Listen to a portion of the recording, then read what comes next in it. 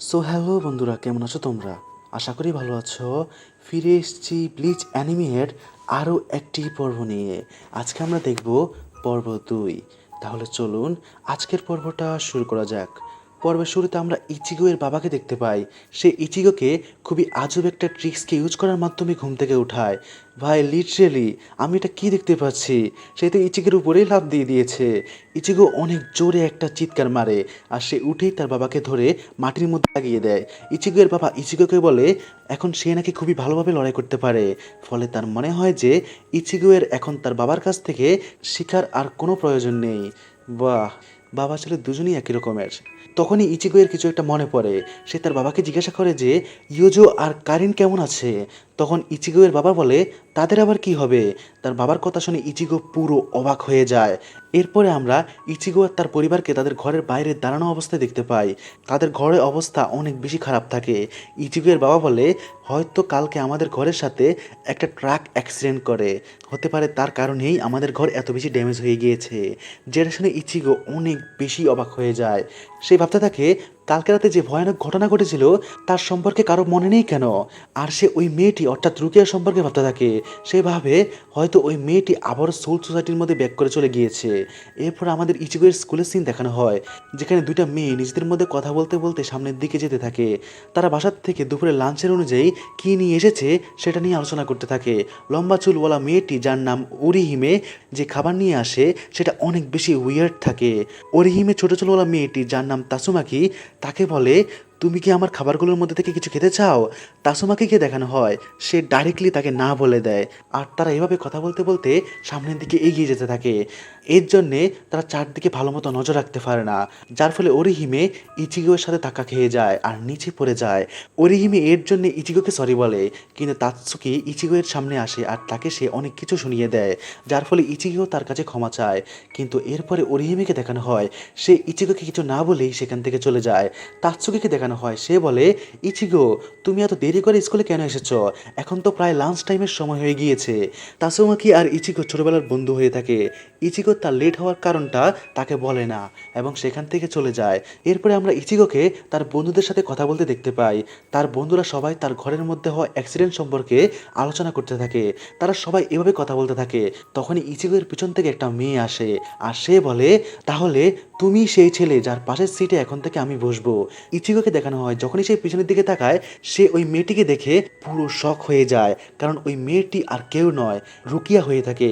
Ichigo তাকে বলে তুমি তো সেই মেয়েটি। ইচিগো এর বন্ধুরা তাকে বলে কি হয়েছে, তোমরা কি একে অপরকে আগে থেকেই চিনো? রুকিয়া বলে আমার তো তার সাথে প্রথমবারই দেখা। ইচিগো এর বন্ধুরা একে অপরের সাথে কথা বলতে থাকে। তারা বলে রুকিয়া তো আজকে আমাদের স্কুলে ট্রান্সফার হয়ে এসেছে, যার ফলে ইচিগো এর মনে হয় ভুল হচ্ছে।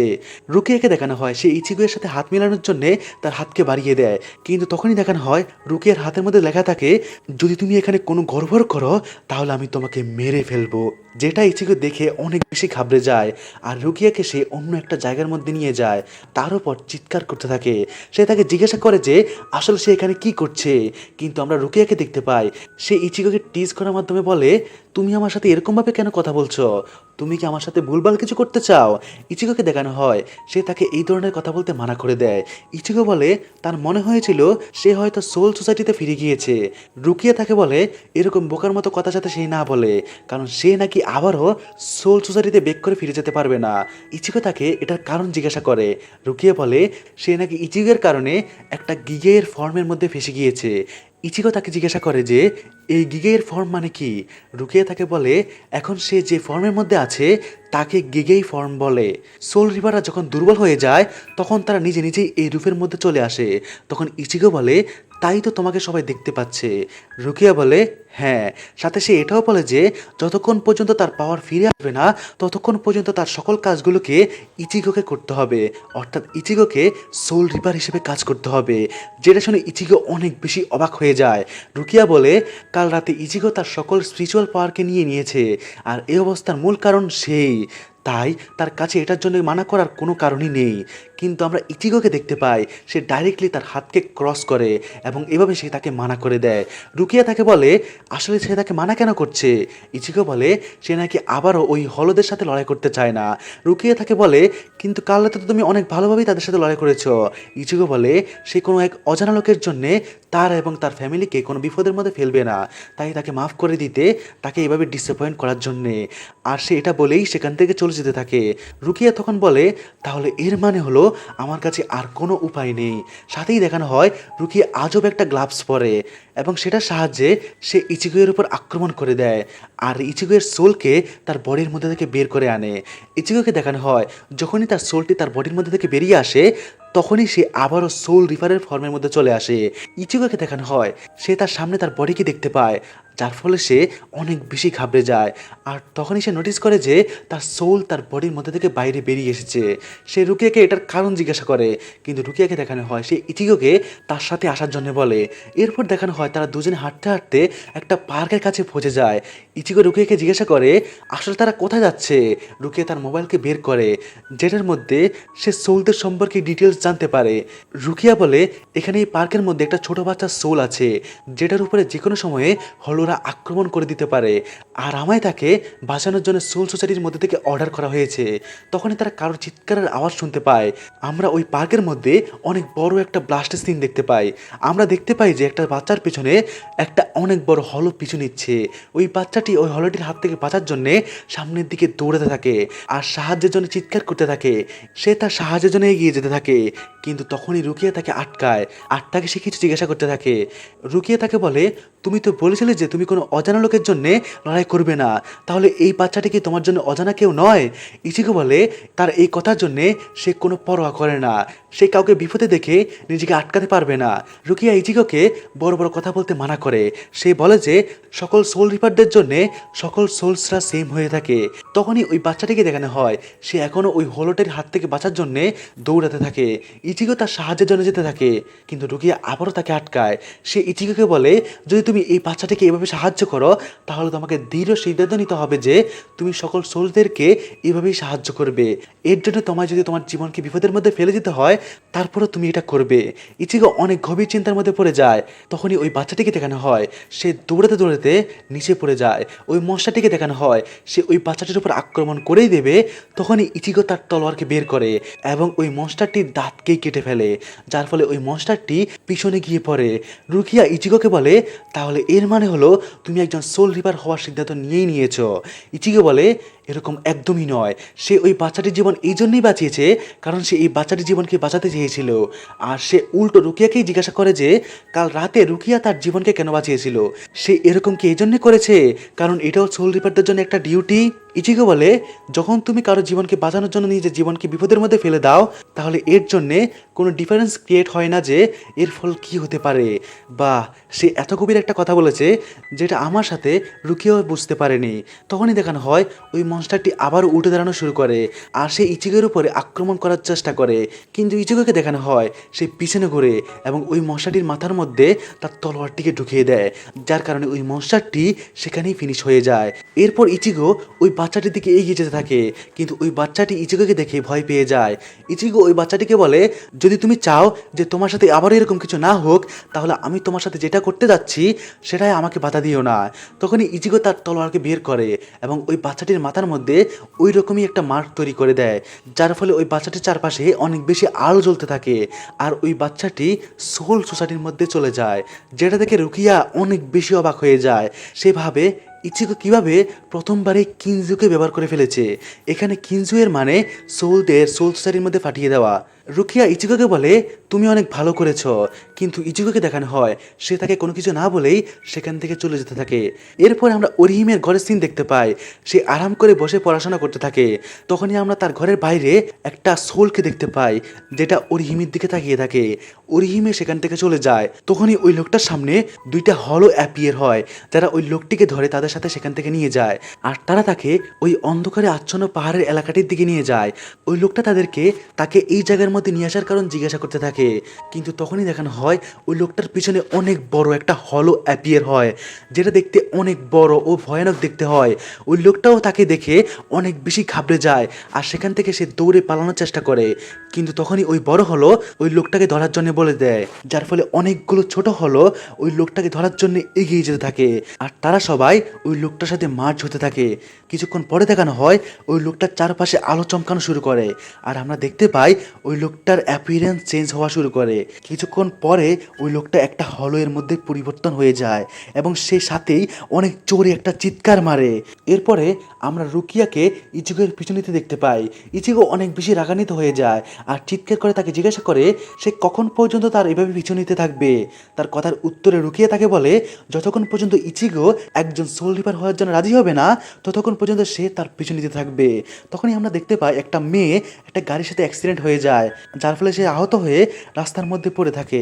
ইচিগো আর রুকিয়াও সেই সিনটা দেখতে পায় আর আমরা জানতে পারি যে ওই মেয়েটি আর অন্য কেউ নয়, ওরিহিমে হয়ে থাকে। ইচিগো তাকে দেখে চিনতে পেরে তার দিকে দৌড়ে যেতে থাকে, কিন্তু আমরা ওরিহিমেকে দেখতে পাই। সে ইচিগোকে সেখানে দেখতে পেয়ে অনেক বেশি অবাক থাকে। ইচিগো তাকে জিজ্ঞাসা করে সে কি ঠিক আছে। তার কথা শুনে ওরিহিমে দাঁড়িয়ে যায় আর সাথেই সে বলে সে নাকি পুরো ঠিক আছে, যেটা শুনে ইচিগো বলে তাহলে তো এটা অনেক ভালো কথা।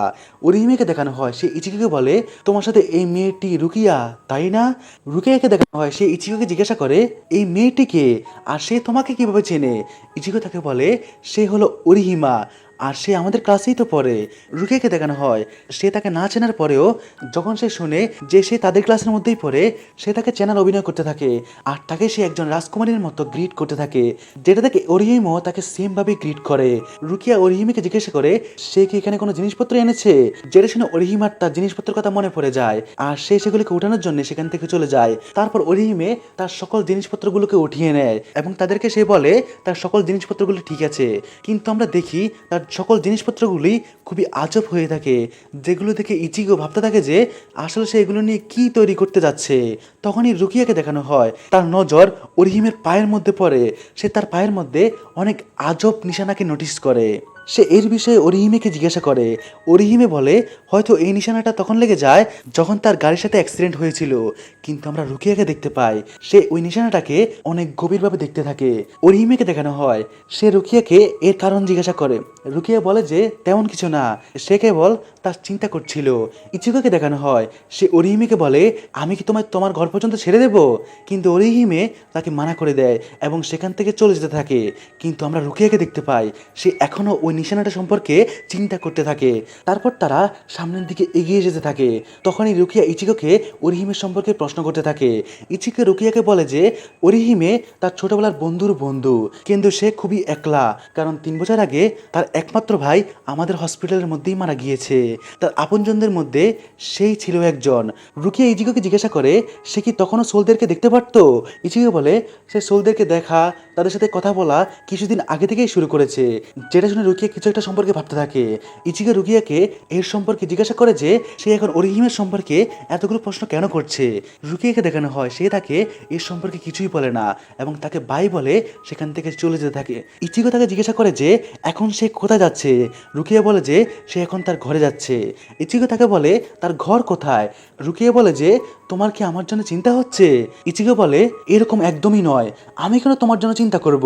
তখন রুকিয়া তার সম্পর্কে তাকে চিন্তা করতে মানা করে দেয় এবং সেখান থেকে চলে যেতে থাকে। তার এই কথা শুনে ইচিগো অনেক রেগে যায় আর তারপর সিন শিফট হয় এবং আমরা ওরিহিমের ঘরের সিন দেখতে পাই, যেখানে তাসুমাকেও এসে থাকে। তাসুমাকে ওরিহিমের জন্য খাবার নিয়ে আসে, যার ফলে ওরিহিমে অনেক বেশি খুশি হয়ে যায়।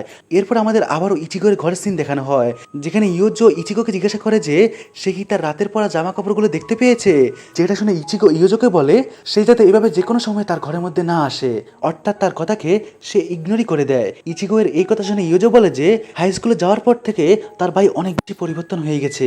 ইচিগোকে দেখানো হয় তার মুখ পুরো এক্সপ্রেশন লেস থাকে এবং সে তাকে বলে যে এরকম একদমই না, সে তার রাতের জামা কাপড়কে দেখতে পায়নি।